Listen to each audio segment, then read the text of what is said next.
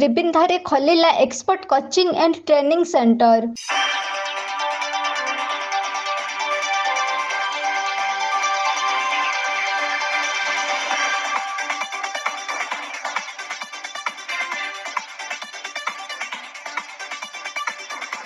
ଅଲେଖ ମହିମା ସାଧୁ ଭକ୍ତ ସମିତି ସେବା ଟ୍ରଷ୍ଟ ଦ୍ୱାରା କେନ୍ଦୁଝର ଜିଲ୍ଲା ପାଟଣା ବ୍ଲକ ଅନ୍ତର୍ଗତ ତୋରୁମୁଙ୍ଗା ଗ୍ରାମ ପଞ୍ଚାୟତର ତ୍ରିବିନ୍ଧାଠାରେ ଖୋଲାଯାଇଛି ଏକ କୋଚିଂ ସେଣ୍ଟର, ଯାହାର ନାମ ରଖାଯାଇଛି expert coaching and training centre.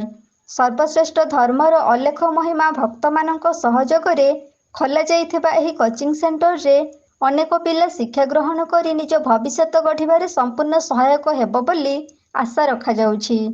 ଉନ୍ନତମାନର ଶିକ୍ଷା ପାଇ ଛାତ୍ରଛାତ୍ରୀ ଶିକ୍ଷାର ଏକ ଉନ୍ନତ ଦିଗ ପାଇପାରିବେ ବୋଲି ଅଲେଖ ମହିମା ସାଧୁଭକ୍ତ ସମିତି ସେବା ଟ୍ରଷ୍ଟ ଲକ୍ଷ୍ୟ ରଖିଛି।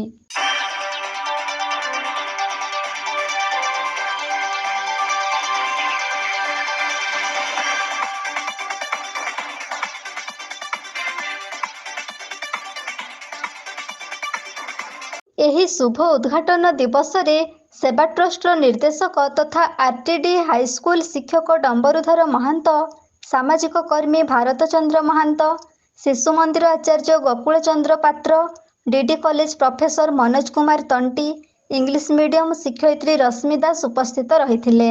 ଏହି କୋଚିଂ ସେଣ୍ଟରରେ ସ୍ପୋକେନ୍ ଇଂଲିଶ ଏବଂ କମ୍ପ୍ୟୁଟର ବିଷୟରେ ଅଧିକ ଗୁରୁତ୍ୱ ଦିଆଯାଉଥିବା ବେଳେ ପ୍ରଥମରୁ ପଞ୍ଚମ ପର୍ଯ୍ୟନ୍ତ ଛାତ୍ରଛାତ୍ରୀମାନଙ୍କୁ ସମସ୍ତ ବିଷୟରେ ଶିକ୍ଷା ଦିଆଯିବାର ବ୍ୟବସ୍ଥା କରାଯାଇଛି। ଏହି କୋଚିଂ ସେଣ୍ଟରରେ ସବୁ ବର୍ଗର ଲୋକମାନଙ୍କୁ ସହାଇଲା ଭଳି ଫିସ୍ ରଖାଯିବ ବୋଲି ଟ୍ରଷ୍ଟ ମୁଖ୍ୟ ସୂଚନା ଦେଇଥିଲେ।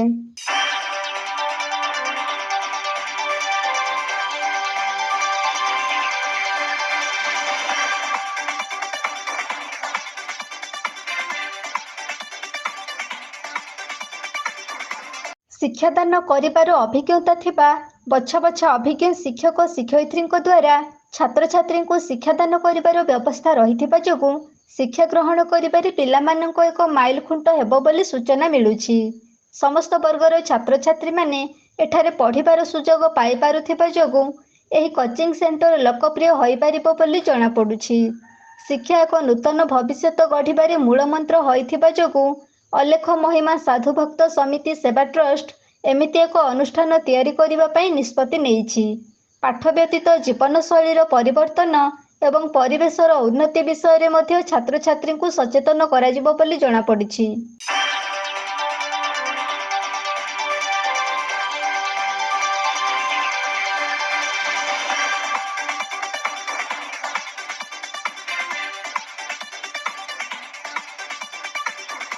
ତ୍ରିବିନ୍ଧାରେ ଖୋଲାଯାଇଥିବା ଏହି କୋଚିଂ ସେଣ୍ଟର ଉପରେ ଅନେକ ଅଭିଭାବକମାନଙ୍କ ଉତ୍ସାହ ବଢ଼ିଯାଇଥିବା ଦେଖିବାକୁ ମିଳିଛି।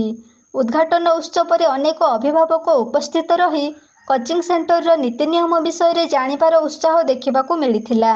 ଏହି କୋଚିଂ ସେଣ୍ଟର ଖୋଲାଯାଇଥିବା ଯୋଗୁଁ ସ୍ଥାନୀୟ ବ୍ୟକ୍ତିବିଶେଷ ଅନେକ ପ୍ରଶଂସା କରୁଥିବା ବେଳେ ଛାତ୍ରଛାତ୍ରୀମାନଙ୍କୁ ଶିକ୍ଷା ଗ୍ରହଣ କରିବାରେ ଏହା ଏକ ଶିକ୍ଷାର ସ୍ରୋତ ବୋଲି ପ୍ରକାଶ କରିଛନ୍ତି ଏବଂ ଏହି ସେବା ଟ୍ରଷ୍ଟର ଦୀର୍ଘଜୀବୀ କାମନା ପାଇଁ ଭଗବାନଙ୍କ ନିକଟରେ ପ୍ରାର୍ଥନା କରୁଛନ୍ତି।